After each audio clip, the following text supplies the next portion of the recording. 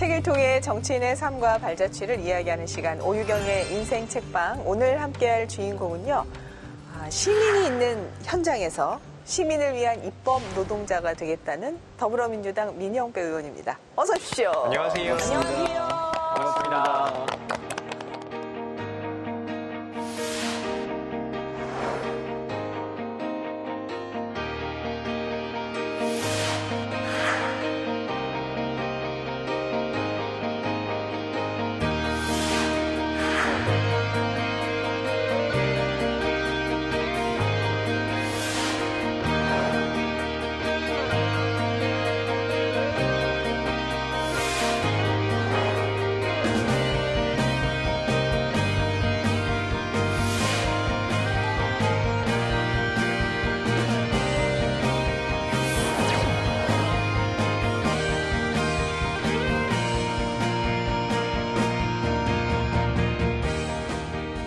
의원님 시민을 굉장히 강조하세요. 특히 시민 뜻대로가 슬로건이시더라고요. 예. 예.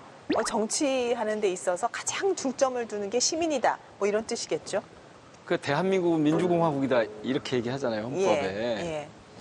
그 뜻입니다. 그러니까 되게 우리는 그동안 국민의 시대를 살았었죠. 그렇죠. 그런데 되게 국민은 이를테면 통치의 대상이에요. 그런데 시민은 주체적인 자기 삶을 스스로 결정하는 주체인 거죠.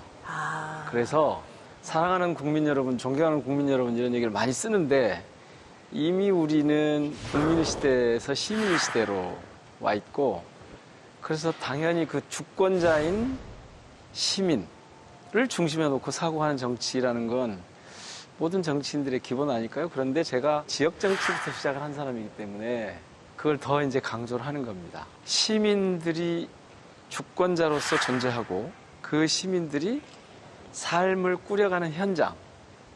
그게 저는 이제 지역이라고 얘기를 하는데요. 네. 그래서 이 시민과 지역이 늘 정치를 생각할 때면 중심에 두고 사고해야 될 키워드가 되는 거죠. 국가에 속해 있는 존재가 아니라 내가 정치의 주체이고 생활의 주체이고 사회의 주체이다. 그런 경우에 시민을 강조하면 이제 자치가 강조가 되는 거죠. 통치가 아니라, 통치의 대상이 아니라. 그렇네요. 스스로 다스리는. 네네. 의원님 첫 질문에 이 국민과 시민에 대한 거의 강의를 해주셨는데. 나 이렇게 큰 뜻이 있는지 몰랐잖아요. 그렇죠. 네. 아니, 이렇게 똑똑하셔서 대통령들이 다 좋아하셨나 봐요. 아이고, 주로 청와대 근무를 많이 하셨더라고요. 2번밖에 안 했습니다. 그거 많이 하시고 그런가요? 남들은 한 번 들어가기도 어려운데. 노무현 대통령 모시고 네. 한 번 했고 네. 문재인 대통령 모시고 한 번. 제가 경력을 좀 조사를 해봤는데 예. 제가 뒷조사 전문이거든요. 근데 너무 경력이 화려하시더라고요. 그래요? 기자로 시작을 하셨고요. 예. 시민사회단체 활동하셨고 청와대 비서관 그리고 교수, 지자체장, 지금은 국회의원까지. 정말 대단해요. 대단해요. 네. 왜 놀리고 그러세요? 아니 놀리는 거 아닙니다. 이거 대단해요는 옛날에 유행어입니다. 네. 그 청와대 근무 시절하고요. 네. 지금 국회의원 되신 거하고 가장 큰 차이는 어떤 거세요? 대통령은 집행기관이잖아요. 근데 국회는 대의기관이죠. 근본적으로 다르죠. 집행기관은 그냥 편하게 말씀드리면 힘이 있어요. 기존에 주어져 있는 룰에서 벗어나지 않는 한 자기 뜻을 이렇게 관철시켜 나갈 수 있는. 제가 지자체장도 해보고 정부 일도 해봤는데 집행기관은 그런 우리가 흔히 행정부라고 하는 네네. 그런 힘이 있죠. 그러니까 바로바로 자신이 한 일이 바로 결과로 혹은 성과를 이렇게 보입니다. 예. 그런데 국회는 내일을 준비하는. 근데 제가 국회에 와서 보니까 그래요. 그래서 이야. 그 얘기를 제가 어디선가 한번 듣고 계속 쓰는데 그래서 집행을 하던 때하고 미래를 준비하는. 그러니까 여기는 바로바로 성과가 보이지 않아요. 예. 왜요? 보시면 국회에서 뭘 하려면 시간도 오래 걸리고 뭐 그렇죠. 논의도 네. 복잡하고 요란하고 시끄럽고. 예, 네. 하잖아요. 네. 그래서 여기를 이제 민주주의의 전당이다 이렇게 얘기하는 겁니다. 그렇군요. 예. 근데 그런 이제 차이가 있어요. 많은 분들이 국회의원은 별로 뭐 되고 싶은 분들은 되고 싶지만 많은 분들이 국회의원 된다면 가족들이 말리는데 맞아. 청와대 뭐 들어간다 하면 네. 가문의 영광이다. 아유. 다 그렇게들 얘기를 하잖아요. 맞아요. 그 청와대 비서관을 2번이나 하신 분으로서 뭔가 노하우를 좀 전수해 주신다. 그리고 지금 이제 정권 교체기니까 예. 이제 후임으로 오는 비서관들한테 잘하려면 어떻게 해야 된다. 뭔가 그런 꿀팁을 주신다면 뭐가 있겠습니까? 뭐한 가지만 좀. 아, 진짜로요? 예, 네. 진짜요. 근데 제 말이 통할까? 통하죠. 안 통할 것 안 같은데. 듣는 척 하면서도 영향 다 받는 들어요. 겁니다. 아, 그러면 해볼까요? 예, 예. 그러니까 헌법 1조에 있는 원리, 시민공화국 원리. 모든 권력은 국민으로부터 나온다라고 하는 이때 이 시민 주권자로부터 나온다라고 하는 이 사실을 하여튼 무조건 명심해야 합니다. 그 말은 무슨 말이냐면 내가 나한테 지금 맡겨진 권한을 행사할 때 이것이 내 거라고 착각하지 말라는 얘기입니다. 저는 이제 그것을 다른 말로 하면 권력을 사유화는 안 된다라는 겁니다. 공인은 공적으로 접근할 수 있어야 됩니다. 모든 사안에 대해서. 그래서 권력 사유화 금지. 이게 대통령 모시는 보좌진들의 첫 번째입니다. 그러니까 대통령마저도 그 생각을 하지 않으면 네. 금방 위험해집니다. 제가 이제 흔히 두고 쓰는 말이 정치인은 언제 망가지는가? 권력이 자기 것이라고 착각하는 순간 망가집니다. 좋은 말씀이십니다. 그래서 네. 권력 사유화 금지가 1번이고요. 예. 두 번째는 국정은 정말 혼자서 할 수 없습니다. 아시는 것처럼 삼권 분립이 돼 있고 시민사회, 기초, 광역, 지자체, 중앙정부 심지어는 문화예술 다양한 이해관계가 있는 집단이 모여있는 곳이 우리 사회이기 때문에 이 톱니바퀴가 잘 맞아서 돌아가도록 해줘야지 네. 어느 한쪽이 독단적으로 가는 순간 국정이 제대로 돌아가기 어렵게 돼 있습니다. 국정은 결코 혼자 할 수 없다. 네. 요거를 잊지 말아야 되고 예. 대통령이 그래서 국민의 뜻, 제가 표현을 하자면 시민의 뜻을, 주권자들의 뜻을 정말 잘 받들도록 해야 합니다. 그러면은 이야기는 요 2가지로 하죠. 왜냐면 많이 하면은 또 이게 실천이 어렵습니다. 2가지를 요청을 그러게요. 하셨습니다. 네. 의원님께서 원래 기자로 활동을 하셨는데 이후에 정치의 길을 걷게 되셨어요. 그 이유가 뭔지 궁금한데요. 2가지 컴플렉스 때문입니다. 컴플렉스? 가지예요, 의원님? 어떻게 하다 보니까 그렇게 됐나요? 그러네요.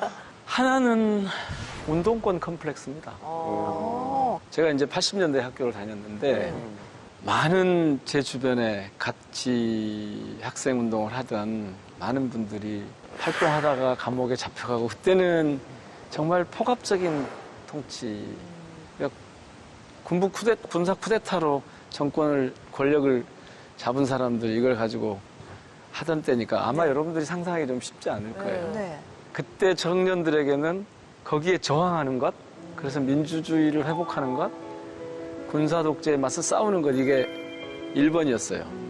그런데 이제 저는 이를테면 소극적 운동권이었단 말이에요. 그러니까 감옥에 가지도 않았고 학교를 쫓겨나거나 뭐 수배를 당하거나 이러지도 않아서 즉 고난받지 않는 운동권이었기 때문에 그때 앞장서서 싸우던 친구들, 동지들, 후배들, 선배들한테 늘 미안한 감이 있었던 거죠. 앞장서지 못해서 그거에 대한 컴플렉스가 네, 있으신 컴플렉스가 거예요? 생긴 거죠. 그래서 정치를 통해서 이걸 좀 풀어가겠다는 생각이 하나 있었고, 2번째는 노무현 컴플렉스입니다. 네, 제가 이제 모시던 분이었고 연결식을 이제 여기 경복궁에서 치르고 서울시청 앞 광장에서 노제를 지내고 수원에 이제 화장장으로 가는 그 과정을 하면서 대체 어떻게 이런 일이 벌어질 수 있냐. 전직 대통령이 자기 삶을 스스로 마감해야 되는, 그때는 이를테면 분노였죠. 노무현 대통령 굉장히 치열하게 당신의 정치를 해온 분인데 그 꿈이 그렇게 쓰러지는 걸 보면서 한편에서는 그 어떤 분노와 또 한편에서는 그 사람 사는 세상을 향한 노무현 대통령의 꿈을 실천해야 된다는 책무 같은 게 생겨서 정치에 뛰어들었는데요. 운 좋게 이제 당선이 몇 번 되는 바람에 이 국회까지 지금 왔습니다. 자, 우리 민영배 의원님의 그럼 인생책이 궁금한데요. 민영배 의원님 인생책 홍길동의 저자로 우리에게 널리 알려져 있는 허균의 여러 가지 생각을 담은 허균의 생각이라는 책입니다. 호위 평론가가 이 책을 먼저 좀 설명을 해주시죠. 예, 왠지 저하고는 좀 친하게 느껴지는 분입니다. 그래요? 네, 같은 닮았는데요? 네, 닮았어. 그렇네. 양천호 씨이고요. 조상님이십니까? 예, 같은 이제 아, 집안인데 그래서 오늘 좀 외자시구나. 오늘 특별하네요. 네. 허균, 허희. 네. 아, 예. 허균은 사실 말씀하신 대로 홍길동전의 저자로 알려져 있는데 네네. 이분이 벼슬길에 오른 건 선조 임금 때입니다. 네. 그리고 광해군 때 역적으로 또 몰리면서 사형을 당한 그야말로 파란만장한 인생을 살았던 사람인데요. 네. 허균 같은 경우는 원래 명문가 집안의 자제였어요. 예. 그래서 뭐 탄탄대로의 길을 얼마든지 걸어 나갈 수 있었는데 이 허균이 관심이 있던 사람들, 그러니까 친했던 사람들은 네. 당시 서자들 그리고 승려들 이렇게 당시 조선 사회에서 소외받던 사람들이었습니다. 아웃사이더들이네요. 네. 그러다 보니 허균이라고 하는 사람의 어떤 그 지방과는 다르게 이 사람은 굉장히 개혁적인 사상을 품고 있었고 예. 여러 가지 본인의 정치관도 뭐 홍길동전 같은 곳에 담아놓고 있는 건데요. 예. 바로 그런 허균의 생각을 집약해 놓은 책이 이희화 선생의 이 책이에요. 네. 이 책이 2014년 판본인데 원래는 1980년대에 나왔습니다. 예. 지금 의원님께서 아마 책을 가지고 계신 것 같은데 우와. 이 예. 책이 1980년대 책. 우와. 예. 이 책은 사실은 제가 두 번째 구입한 책이에요. 원래는 제가 이 책을 처음 나왔을 때 네. 봤는데 당시 이게 금서였거든요. 아니, 이거 이 맞아요. 책이 금서라는 게 이해가 안 되더라고요. 이거 지금은 읽으면서도 이해가 안 되죠. 이해가 안 네. 돼요. 옛날엔 상록수 같은 노래를 못 부르겠어요. 왜? 너무 이상해. 이해가 잘 안 되죠. 네. 뭐 그런 시대가 있었습니다. 지금은 좀 상상이 잘 안 되시겠는데. 근데 이 책을 보면 궁금했던 점이 그 왜 영화 광해군이라든지 왕이 된 남자 이렇게 보면은 이 허균이 그 광해군의 최측근이잖아요. 근데 좀 실세. 너무 비참한 최후를 좀 보내셨더라고요. 왜 그랬는지 궁금해요. 그때도 지금도 늘 모함, 음모 이런 것들이 정치에서 예. 통용되는 경우가 있습니다. 한마디로 말씀드리면 허균은 그 모함의 결과로 죽음을 맞게 되는데요. 예. 남대문 개소 사건이라고 하는 게 있었어요. 지금으로 치면 그 모함 마타도가 생긴 건데 네. 인민을 구하려고 포악한 임금을 치려고 하남 대장군인 정아무개가 곧 온다. 80년대로 치면 대자보, 네. 요즘으로 치면 이런 그 찌라시가 돈 거예요. 예. 누가 도대체 이렇게 민심을 선동하냐라고 아. 조정해서 조사를 들어간 거죠. 어. 조사를 들어가서 이 장본이 허균이다 이렇게 몰린 거예요. 진짜? 예. 그랬겠잖아요. 당시 허균은 기존의 질서를 부정하고 저항하는 사람이었기 때문에 그렇죠. 이렇게 몰린 거예요. 그래서 영모로 요즘 말로 하면 모반을 한 것으로 영모로 꾸민 걸로 그렇게 돼가지고 예. 허균은 부인을 했어요. 나 아니다. 이렇게 부인을 했는데 끝내 이제 극형에 처해졌죠. 네. 물론 뭐 허균이 정말 그 시대보다 앞서가는 뛰어난 개혁가이자 사상가였지만 네. 만루가 능지처참형을 당했잖아요. 맞아요. 너무 좀 인생책으로 하기에는 어. 그런 삶을 따라가고 싶지는 않으셨을 것 같아서 왜 이 책을 인생책으로 하셨나? 그렇게 죽고 싶지는 않았고요. 그렇지만 아까 말씀드렸듯이 80년대라고 하는 이 암울한 포갑 통치 기간에는 예. 어떻게든 이 상황을 해체해야 된다. 저항해야 된다. 이거 바꿔야 된다. 예. 그런데 조선시대에 이런 분이 있었단 말이야? 네. 라고 눈이 번쩍 뜨인 거죠. 예. 그래서 도대체 무슨 생각으로 왜 이랬을까를 꼼꼼히 이제 좀 살펴보게 된 거고, 그래서 네. 책을 잊어버리고 나서 한번 더 타게 되고 그렇게 된 거죠. 사실 이 조선시대는 이 분당 정치 때문에 나라가 망조가 들었다 이런 얘기들을 많이 하는데 허균이라는 이런 개혁적인 사상가가 있었다. 분당 정치의 현실을 매우 비판하는 앞서가는 사상가였다라는 거. 이 책을 좀 통해서 볼 수가 있는 것 같아요. 그러면 이 조선시대의 분당 정치의 현실을 비판했던 이 개혁사상가 허균의 이야기 속으로 들어가 보겠습니다. 자, 허균의 개혁사상. 첫 번째. 빠밤. 호민론 속의 이민위천이라고 저희가 뽑았습니다. 네. 이게 무슨 뜻입니까, 허경환? 그러니까 호민론이라고 하는 네. 게 허균의 정치 사상이 이제 집약된 말인데요. 네. 호민이라는 말의 호자는 호걸 호자입니다. 그러니까 호걸 같은 백성이라는 뜻인데 네. 원래 이 허균은 백성을 세 부류로 나눠요. 첫 번째는 항민, 이건 우둔한 백성이라는 뜻입니다. 통치자가 하라는 대로 다 하는. 그리고 두 번째가 원민인데요. 통치자가 하라는 대로 따르긴 하는데 마음속에는 울분이 쌓여있는 백성인 겁니다. 하기 싫은데 억지로 하는 거죠. 원민. 호민은 행동으로 그 울분을 터트리는 백성들인 거예요. 근데 호민론을 주장하는 거잖아요. 이게 당시로서는 그야말로 민중이라고 하는 것이 얼마나 대단한 힘을 가지고 있느냐. 예. 백성이라는 게 정치인을 위해서 존재하는 게 아니라 정치인이 백성을 위해 존재를 하는 것이고 천하의 오직 두려운 존재는 백성뿐이다라고 강조를 하고 있습니다. 그때는 왕이 주인인 시대니까 이렇게 호민을 주장하고 하면은 영모죄로 갈만하다 그런 생각도 예. 들면서 네, 또 이후의 이야기는 의원님께서 해주실 거예요. 준비하고 계시네요, 벌써. 예. 의원님은 새 형태 중에 호민이신 것 같아요. 호민이신 것 같아요, 그치? 의원님은. 우리 진영 씨는 아유, 말해 뭐예요. 저는 중간이죠. 그 항민과 원민의 중간쯤이 전 좋을 것 같아요. 속으로 울분이 그러니까 삼키면서. 드러내면 안 돼. 그리고 저는 오늘따라 약간 추억의 개그가 좀 떠올라요. 그래요? 홍길동 하면. 네. 그 있잖아요. 여기에 이렇게 아버지 분장 하나 해주시고 CG로 내가 이제 너에게 호부 호영을 화하노라. 그리고 홍길동이 아버지를 아버지라 부르지 못하고 형을 형이라고 부르지 못하는데 그게 대간절 무슨 소용입니까? 그러니까 내가 너에게 호부 호영을 화한다고 아버지를 아버지라 부르지 못하고 형을 형이라고 부르지 못하는데 그것이 무슨 소용입니까? 아니 그러니까 무슨 내가 너에게 호부 호영을 홍길동이 왜 혀 짧은 소리를 해요? 아버지를 아버지라고. 왠지 아들이니까 좀 귀엽게 하고 싶었는데 이게 개그니까. 추억의 개그가 맞아요. 떠오르네요. 결국 맞아. 호부 호영의 맞아. 뜻을 몰라가지고. 네. 그랬군요. 아니, 의원님. 예?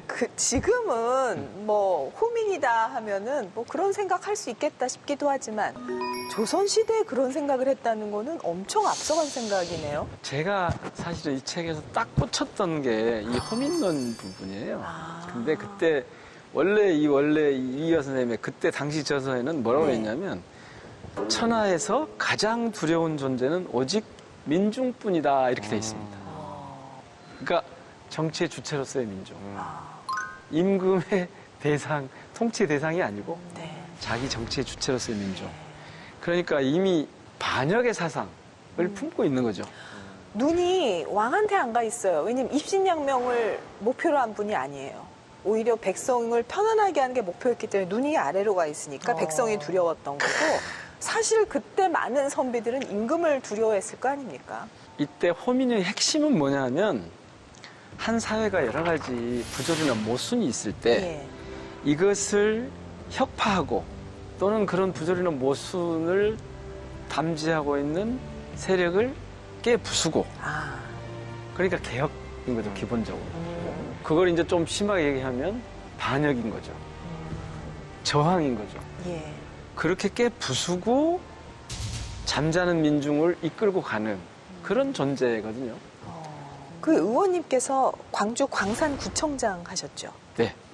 이것도 한 번에 끝나지 않고 재선을 하셨더라고요. 우와. 그래서 8년간 하셨더라고요. 했죠. 예. 그러니까 국민을 모시니까 확실히 또 그래서 저는 당시에 처음 2010년에 막 광산구청장이 됐을 때 저희 구정 슬로건이 이렇게 붙어 있었어요.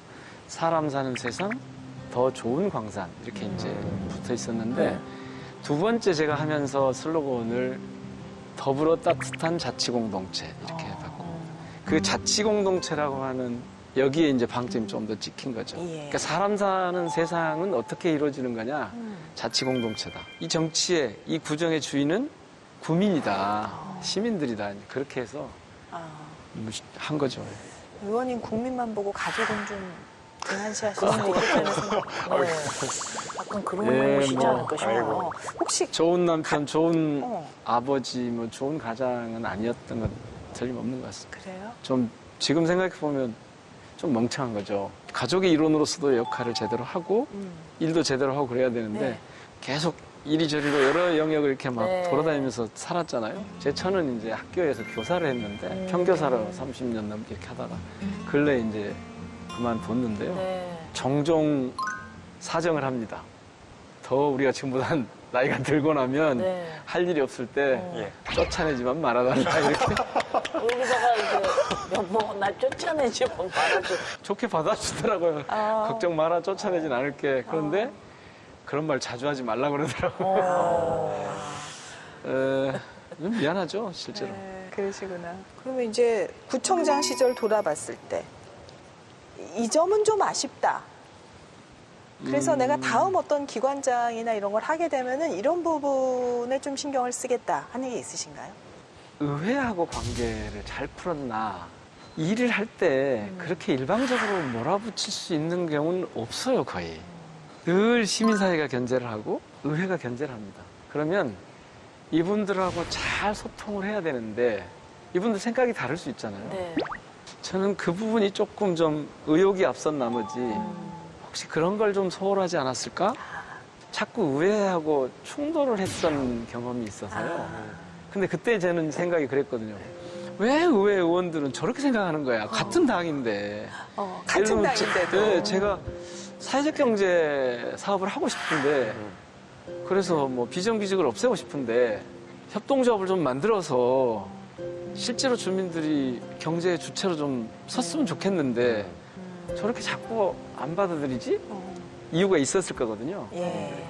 그런데 그냥 저는 오르니까 그냥 간다? 뭐 이런 게 좀 강하지 않았었을까, 혹시. 네, 네. 그런 게 좀, 예. 아, 지금 어떻게 보면 지나놓고 보면 좀, 예. 성숙함에서 나온 이제 지금 결론이신 것 같아서. 예. 자, 다음으로 또 넘어가겠습니다. 허균의 개혁사상 두 번째. 스파밤. 인재를 고루 써라. 유재론. 유재론이라는 얘기를 했군요.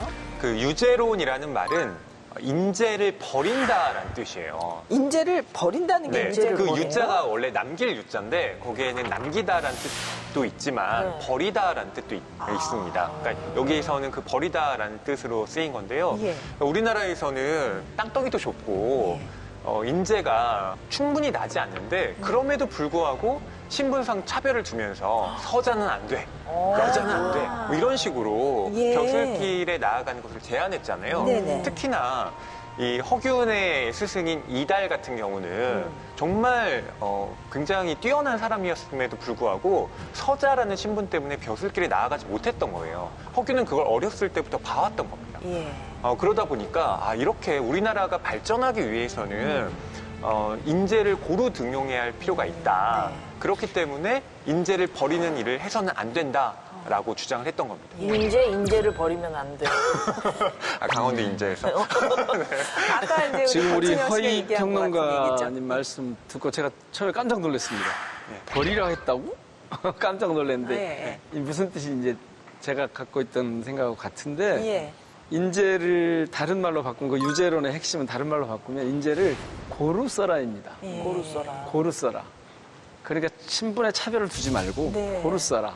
그때는 신분사회였기 때문에 이른바 명문 혹은 그 양반들만 등용을 하는 그런 상황이었잖아요. 네. 이 유재론의 기본 전제는 뭐냐면 하늘이 사람을 낼 때 재주를 다 비슷하게 내줬거든요 라고 하는 게 전제가 돼 있습니다. 그러니까 양반이라고 훌륭하고 서얼이라 그래서 능력이 없는 게 아니다. 예. 그러니까 제대로 표현하면 하늘이 재주를 낼 때 누구에게나 고르게 냈다. 이게 지금 제가 어제 이거 찾아보니까 167쪽에 보니까 그런 네. 하늘이 재주를 낼 때 누구에게나 고르게 냈다고 하면서라고 정의를 했는데 이게 핵심이거든요. 요즘도 딱 맞는 얘기예요. 제가 인사 담당 행정관을 한 적이 있었거든요. 인사관리 행정관을 한 적이 있었는데 인재를 어떻게 등용할 것인지 네네. 인사론, 동서고금의 인사론을 한번 좀 정리를 해보라고 그렇게 이제 하신 적이 있어요. 네. 그게 지금 박남춘 인천시장님이 저희 인사수석을 하실 때인데 인사수석 비서관 하실 때인데 제가 거기 행정관으로 처음 시작했으니까요. 그랬는데 그분이 내놓은 책이 그래서 이제 나중에 그걸 정리해내는 책이 대통령의 인사라는 책입니다. 거기에 보면 이런 거예요. 그러니까 훌륭한 사람을 먼저 정해놓고 그 사람을 어느 자리에 보내는 게 아니고 그 자리에 필요한 역량을 먼저 분석한 다음에 그 역량을 갖춘 사람을 찾아서 보내는 거죠. 지금 이 유재로는 인재를 고르게 써라. 네, 네. 차별하지 마라. 네. 라는 거 하나가 있고 또 하나는 바르게 써라라는 겁니다. 제가 지금 말씀드리는 게 바르게 써라 바르게 해당합니다. 써라. 이 두 가지가 이제 예. 유제론의 핵심인데 네. 경국대전이 있잖아요. 조선의 법전인데 여기는 기본적으로 당시에 서얼, 뭐 서자 출신들의 관직 진출을 막아놓고 있었어요. 그래서 정도전이 좀 비판을 받는 부분이 있는 그렇죠. 거죠. 예. 예. 그래서 이제 이런 것을 알고 있는, 그래서 이걸 부수고 새롭게 하고 싶은 허균으로서는 당연히 이런 인재론을 가질 수밖에 없었을 거예요. 그 허균이 뭐 그런 인재론을 펼 수는 있어요. 이론상으로는 다 펼 수 있다고 생각을 하는데 실제로 서얼들과 폭넓은 교류를 했단 말이죠. 말하자면 조선시대 잘 나가는 요즘 스타일로 인싸가 아닌 아싸들과의 교류를 했던 허균. 참 이러기가 쉽지 않은 거지 않습니까? 본인은 또 양반가의 잘 나가는 아주 귀한 가문의 자제인데 그런 부분은 어떻게 보셨어요, 어머님? 이 책에 보면 40쪽 때부터 50쪽 때 사이에 예. 보면 네. 그런 얘기 잘 나와요. 어떻게 서얼들을 먹이고 입히고 돌봐주고 후견 역할을 허균 선생님이 그렇게 잘했는가 그게 네. 나오는데 네. 조금 전에 그 어릴 적 승인 송곡 이달 말씀 잠깐 하셨잖아요. 네. 그랬는데 이분도 사실은 서자 출신이었어요. 그랬는데도 이분이 벼슬길이 막혀가지고 술과 방탕한 세월을 보낼 때 그때 아마 눈을 뜨지 않았을까, 이 서울 차별에. 그렇게 이제 보면서 재능이 있지만 출세하지 못하는 서울 출신 친구들을 가까이 지내고 되게 안타까워하고 그게 이제 잘 나타난 게 공주 목사로 부임할 때 쓴 편지예요. 그 서울 친구에게 이런 편지 씁니다. 나는 큰 고을에 원이 되었네. 마침 그대가 사는 곳과 가까우니 어머님을 모시고 이리로 오게. 내가 절반의 봉급으로 대접하리니 결코 양식이 떨어지지 않을 것이네. 그대와 나의 처지는 다르지만 취향은 같으며 예. 재능은 나보다 10배이지만 세상에 버림받음은 나보다 심하니 내가 매양 기가 막히네. 이렇게 이제 편지를. 그렇군요. 우리 의원님께서 이제 뭐 인재 고루 등용해야 된다라는 얘기를 했는데 제가 좀 놀란 부분은 특히 여성 차별에 대한 관심을 많이 가지시고 거기에 관련된 뭐 입법도 하시고 그랬다 예, 제가 들었습니다. 그 국회에 와서 보니까 예. 정무위라고 하는 걸 맡았잖아요. 예, 예. 그 상임위를 선택했잖아요. 그게 이제 금융기관들을 이렇게 하는 곳인데 금융 관련된 기관 기업들을 이렇게 보니까 네. 임원의 여성 비율이 가장 낮은 영역이더라고요. 그래서 그걸 제도적으로 좀 여성들이 진출할 수 있도록 네. 이른바 유리천장을 좀 없애보고 싶은 그런 그 입법을 지금 해놓고 있는 상태인데요. 예, 예. 여기도 그런 게 나오더라고요. 여성을 남자와 같은, 여자를 남자와 같은 사람의 수준으로 끌어올리고 싶다라고 하는 허균의 얘기가 나와요. 남자와 같은 사람의 네. 수준. 그때는 그러니까 사람이 아니야. 남자와 같은 사람이 아니었죠. 그때는 맞아. 예, 예. 여성이 아주 부차적인 존재였잖아요. 맞아요. 예. 제가 구청장이 돼서 딱 가보니까 인사를 둘러싼 여성 차별이 어마어마하게 심했더라고요. 그래서 안 되겠더라고요. 특별한 조치를 좀 취했죠. 승진할 때 단배수라고 하죠. 그러니까 4명을 승진을 시키면 4명 4위까지 금평, 근무평정이 들어오면 여기에 여성이 없으면 15위가 됐든 뭐 5위가 됐든 이 단배수 밖에 있는 여성 중에 한 명을 넣어라. 왜냐, 지금까지 남자들이 여자들을 계속 차별해서 독점해 왔잖냐. 네. 그리고 자기들만 혜택을 누렸잖냐. 네, 네. 그 다음에 인사팀장, 예산팀장, 감사팀장. 주요한 이른바 보직을 모두 여성으로 했어요. 같은 조건이 주어지면 성과를 남자 직원보다 더 못 내지 않아요. 그런데 차별을 받았어요. 네. 저는 너무나 자연스럽게 당시에 이제 구청장을 하면서 그 기울어진 운동장, 여성에게 기울어진 운동장을 바로잡는 일을 했고 여기 국회에 와서 보니까 또 그런 게 보여서 제가 이제 그걸 바로잡으려고 좀 한 거죠. 저는 25년 직장 생활했기 때문에 너무 잘 알고 있는. 잘 압니다. 예, 체감을 많이 했어요. 그러니까요. 뭐 남녀 갈등을 그래서 이제 거기다가 좀, 제가 네. 남녀고용평등법이나 조세특례제한법이나 자본시장법 이런 데다가 네. 공시를 하거나 이럴 때 임원들의 성비를 공개하게 한다거나 네. 이런 방식으로 해서 어쨌든 여성들이 그 차별받지 않도록 하는 네. 그런 장치들을 좀 해보려고 한 겁니다. 잘하셨습니다. 너무나 당연한 잘하셨습니다. 너무나 당연한 거죠. 남녀 갈등이 아닌 국민에게 가장 좋은 방향으로 모든 것들이 좀 결정이 됐으면 좋겠습니다. 허균이 갖고 있는 생각의 핵심이 그거죠. 예. 주권자 시민 중심으로 정치를 하고 행정도 그렇게 움직여야 되고 사법도 그렇게 가야 된다. 네. 집에서 안 쫓겨나시겠는데요? 그러게요. 괜찮으실 것 같아요. 그래서 그 대목은 제가 괜찮으실 쫓겨날 일 없습니다. 네. 자, 우리 진영 씨의 이제 특별 코너 가죠. 제가 또 준비한 게 있습니다. 예, 밸런스 게임입니다, 의원님. 밸런스 게임이요? 밸런스 게임. 거기 대본에 없으셔서 깜짝 놀라셨죠? 저도 깜짝 놀랐습니다, 우리가 의원님. 이때가 제일 좋아요. 제가 질문을 드리면 그냥 5초 안에 생각을 바로 말씀해 주시면 네, 됩니다. 네. 비서로 두 사람 중 한 사람을 선택해야 된다면 일 잘하지만 성격 안 좋은 사람 대 일 못하지만 성격 좋은 사람. 자, 단답형. 하나, 둘, 일. 셋. 첫 번째. 일 잘하지만 잘하지만 성격 안 좋은 사람을 좋아하세요? 성격 더러운 사람. 그게 아니고 우리 부장관님들이 막 웃으시는데. 그게 아니고 보좌진은 성격이 중요한 게 아니라 네네. 일이 중요한 거거든요. 아, 그건 그렇죠. 예. 그러니까 성격 안 좋은 분을 제가 좋아한다는 게 아니고 일을. 그분의 성격이 좀 독특할 수 있어요. 그렇지만 저를 도와주는 분이 아니고 자기 일을 하는 분으로서 비서라면 저는 일이 먼저다 이렇게 보는 거죠. 네. 두 번째 문제. 과거로 돌아간다면 10대 아니면 20대? 하나, 둘, 셋. 20대. 왜요? 10대 때는 사회적인 의식 없이 그냥 지내다가 20대 때 비로소 세상을 조금씩 알게 돼서 그때를 좀 다시 살아볼 수 있으면 20대. 좋겠다. 자, 그럼 세 번째 문제 드립니다. 지금 바로 어디론가 떠난다면 산 아니면 바다? 하나, 둘, 셋. 산.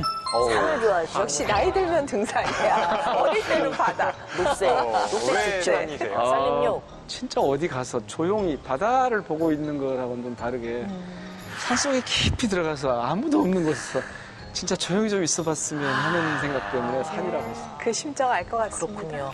자, 그럼 다음 문제입니다. 신이 나에게 능력 한 가지를 준다면 내 말은 무조건 믿게 하는 능력 대 내 앞에선 진실만을 말하는 능력.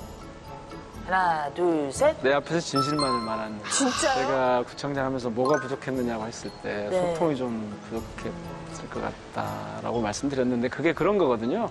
자기 신념을 어떻게든 관철시키려고 하는 그럴 위험이 있어요. 그러니까 이게 옳거든, 이게 진실이거든, 이게 아니거든 이 얘기를 정확하게 해줘야만 그런 실수를 안 하게 될 것 같아서. 네.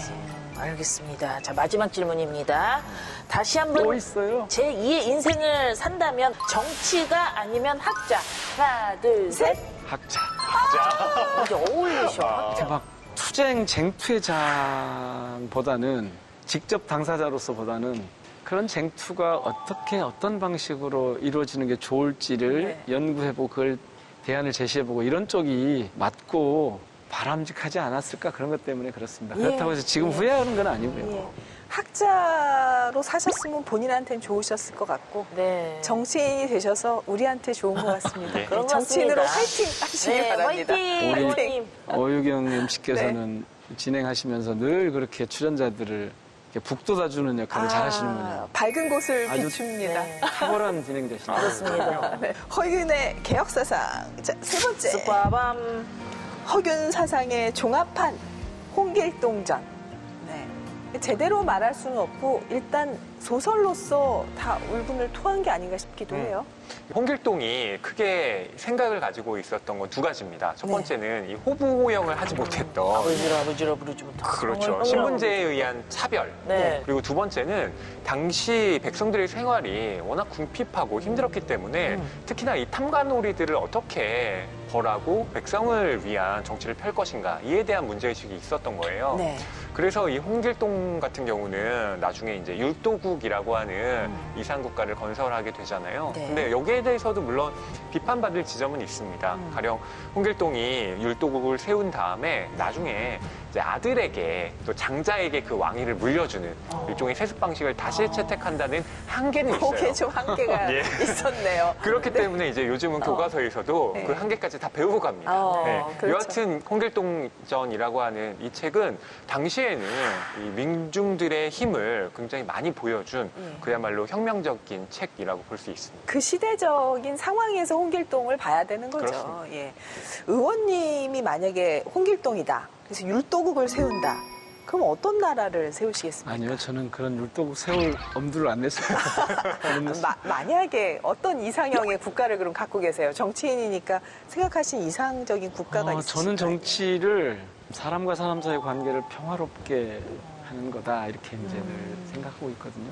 만인은 만인에 대한 투쟁이라고 하고 예. 그래서 갈등이 늘 있는 곳이라고 네. 하잖아요. 네. 정치는 뭘 해야 되는가? 그 갈등을 최소화했고 사람들에게 자기 삶의 자기 실현을 가장 폭넓게 할 수 있도록 기회를 만들어주는 것일 텐데 네. 그렇게 보면 그 율도국은 사람들이 무엇보다도 평화롭게 사는 지금은 국가와 국가 간에는 전쟁이지만 또 개인과 개인, 집단과 집단 간에는 서로 경쟁이 치열하잖아요. 이 경쟁이 최소화된 사회였으면 좋겠어요. 그러면은 의원님께서 생각하는 허균이라는 정치인으로서는 어떻게 평가하십니까? 허균 그러면 홍길동전이고 실제로는 소설을 많이 썼어요. 예. 근데 되게 내용이 홍길동전하고 비슷해요. 야. 가장 중요한 게 주인공들이 낮은 신분 비천한 출신인 경우. 그 다음에 그런데도 불구하고 이 사람들이 능력이 있어요. 네. 자기가 갖고 있는 능력을 자신을 위해서가 아니라 민중을 위해서, 네.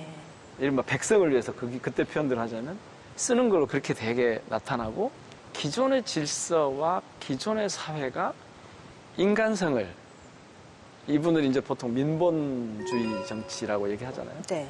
인간성을 그렇게 그러니까 인권을 요즘 표현을 하자면 인권을 짓밟는 것에 대해서 도저히 못 참는 거죠.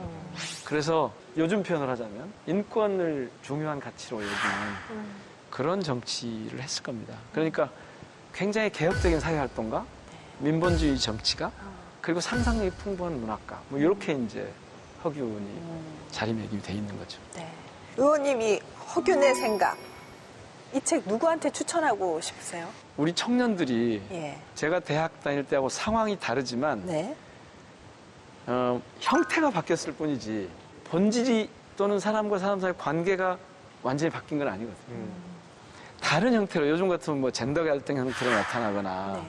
양극화로 나타나거나 이런 그때는 이제 군사 독재에 저항하는 것이 핵심이었지만 그 모순을 혁파하고 개혁과 이 시민 중심의 주권자 중심의 사고를 하려고 했던 그래서 새로운 세상으로 나아가고자 했던 진취적인 이 사상가의 내용, 문학가의 내용을 지금 청년들이 우선 좀 읽었으면 좋겠고요. 네. 두 번째 권한다면 저는 지역 정치인들. 사실은 여의도 정치인분들에게는 뭐 이게 너무 뻔한 얘기여서 지역 정치인들, 특히 정치를 새로 시작하는 분들에게 이 책이 좀 읽혔으면 좋겠습니다. 네. 진영 씨 오늘 의원님 만난 소감은 어땠어요? 꼭 교무실에 온 것 같았어요. 근데 너무 이렇게 균형 있게 조율을 잘 하시면서 네. 옳은 거를 가르쳐 주시는 것 같아서 네, 네. 좀 자세하게 설명도 해주시고 하니까 예. 젊은 사람들이 이해하기가 좋을 것 같아서 계속 그렇게 말씀을 이렇게 많이 전도사처럼 이렇게 전하시고 다니시면 좋을 것 같습니다, 의원님. 아, 예, 우리 그러면 한번 해보겠습니다. 네, 전에도 좀 화이팅, 화이팅! 여기저기 뭐 강연도 다니고 했는데 네. 기회가 있는지 한번 보겠습니다. 예. 허위평론가 이 책 한 줄 평 부탁드릴게요. 네, 저는 이 책의 한 줄 평을 오늘날 실천적 지식인의 의미를 묻다. 네, 이렇게 하겠습니다. 허균은 학문이 깊은 사람이었지만 오직 진리에만 몰두하는 골방학자들을 비판하고요. 지금 현실에서 일어나고 있는 사회적인 비리를 개혁하는 지식인을 높이 샀거든요. 예. 그런 점에서의 이 책의 의미를 좀 되새겨 볼 수 있을 것 같습니다. 네. 의원님 끝으로 우리 시청자분들께 하고 싶은 말씀이 있으시면 기회 드리겠습니다. 정치를 외면한 가장 혹독한 대가는 자신보다 저질스러운 사람의 지배를 받는 것이다. 아, 무서워. 벌써 2000년 전에 나온 얘기인데 네. 정치가 제대로 돌아가지 않는데 우리 사회, 경제가, 문화예술이 제대로 꽃피울 수 없습니다. 정치가 밉고 부족한 게 많겠지만 네. 그래도 정치를 외면하지 마시고 꼭 관심 갖고 가능하면 적극적으로 참여해 주셔야 우리의 민주주의를 제대로 키워갈 수 있습니다. 알겠습니다. 민영 의원님 앞으로도 기대 많이 하겠습니다. 화의부동의 정치인으로서 예, 우리 시민들을 위한 좋은 일 많이 해주시기 바랍니다. 감사합니다. 감사합니다. 에이스였습니다. 예.